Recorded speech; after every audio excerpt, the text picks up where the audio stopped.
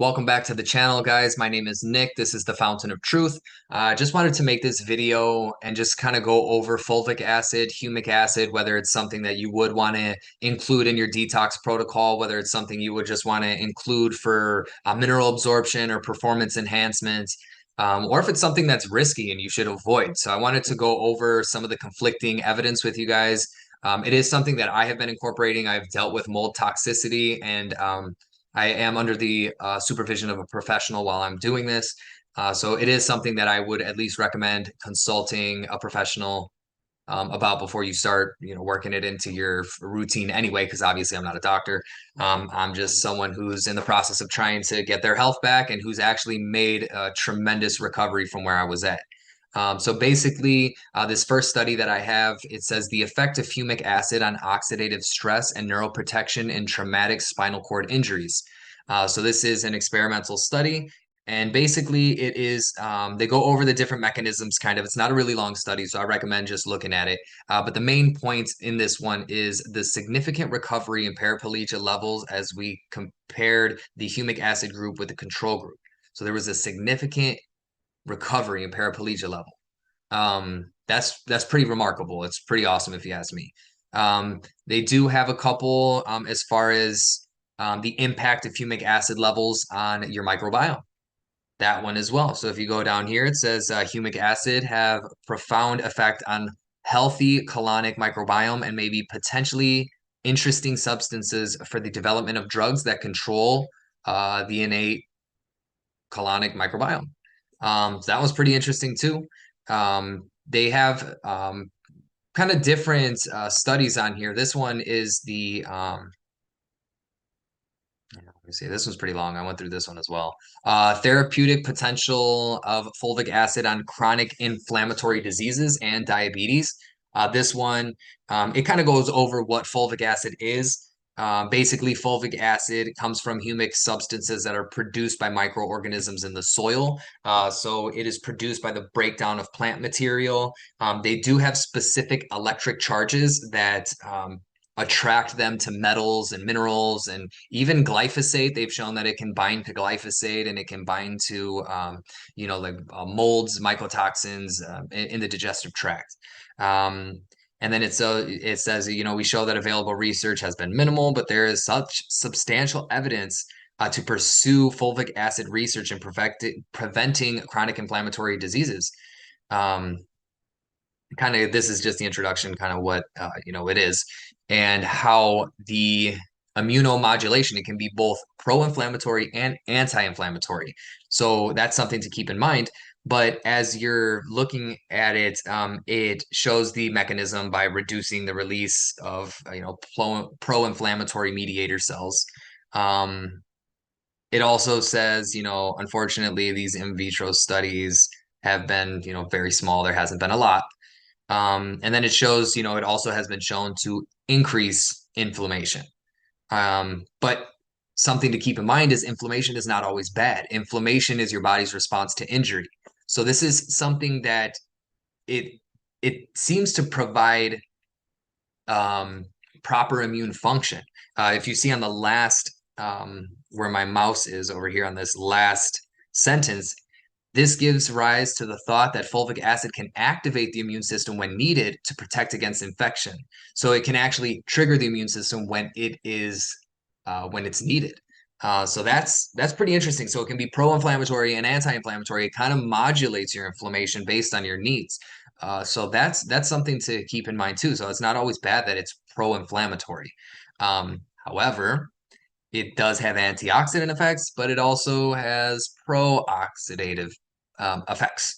So, I mean, I was reading through some of this and it's kind of even tweaking me out, to be honest, just because, I mean, it shows that it can cause free radical damage and damage the smooth muscles or pretty much where did it say? Yeah, so it's in vitro, but fulvic acid can cause oxidative damage instead of preventing it. It increases oxidative stress when exposed to isolated cartilage cells. So that's pretty interesting. Yeah, right here, it can increase smooth muscle contractions. I have it highlighted.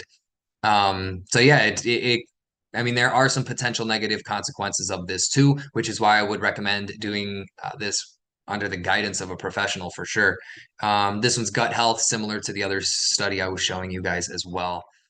And then another thing to keep in mind is the way that it can bind to glyphosate as well. And it also neutralizes the antimicrobial effect of glyphosate. This is in vitro again, but basically, glyphosate is like an antimicrobial. It like kills off everything, basically. It's an herbicide. So essentially it kills off beneficial bacteria. So maybe this is why it has a benefit to the microbiome.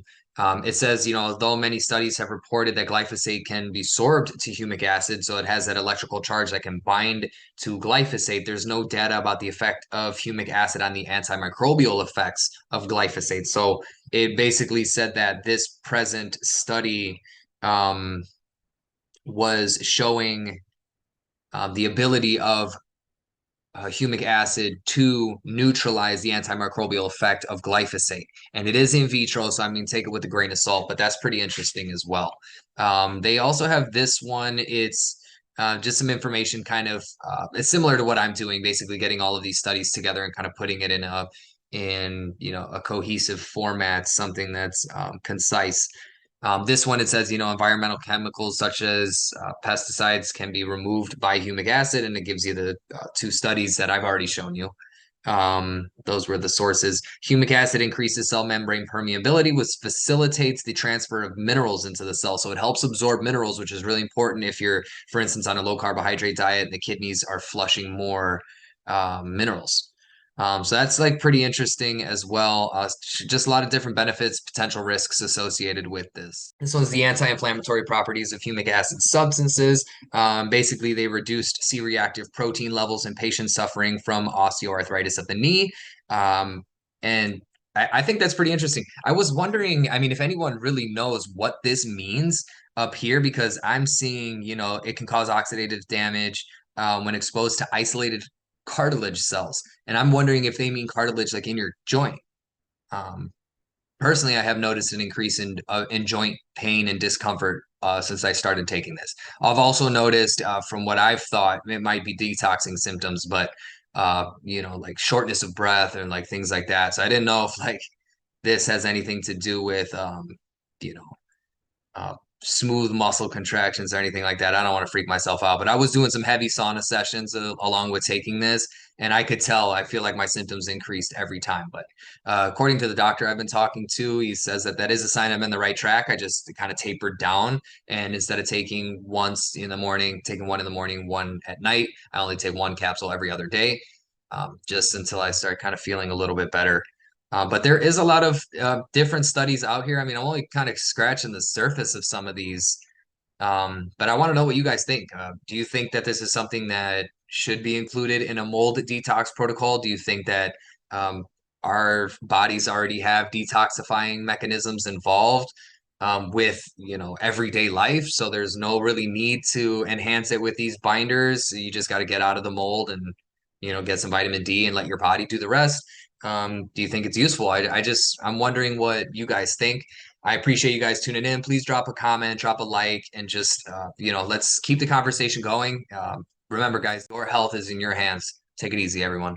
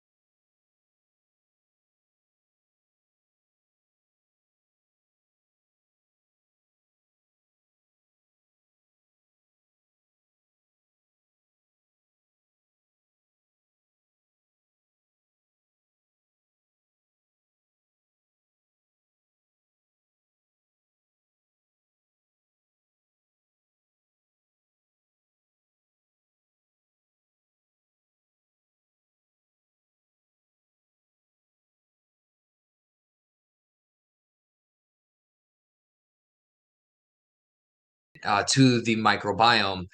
It says, although many studies have reported that glyphosate can be sorbed to humic acid, so it has that electrical charge that can bind to glyphosate, there's no data about the effect of humic acid on the antimicrobial effects of glyphosate. So it basically said that this present study um, was showing the ability of humic acid to neutralize the antimicrobial effect of glyphosate. And it is in vitro, so I mean, take it with a grain of salt, but that's pretty interesting as well. They also have this one. It's just some information it's similar to what I'm doing, basically getting all of these studies together and kind of putting it in a cohesive format, something that's concise. This one, it says, environmental chemicals such as pesticides can be removed by humic acid, and it gives you the two studies that I've already shown you. Those were the sources. Humic acid increases cell membrane permeability, which facilitates the transfer of minerals into the cell. So it helps absorb minerals, which is really important if you're, for instance, on a low carbohydrate diet and the kidneys are flushing more minerals. So that's like pretty interesting as well. Just a lot of different benefits, potential risks associated with this.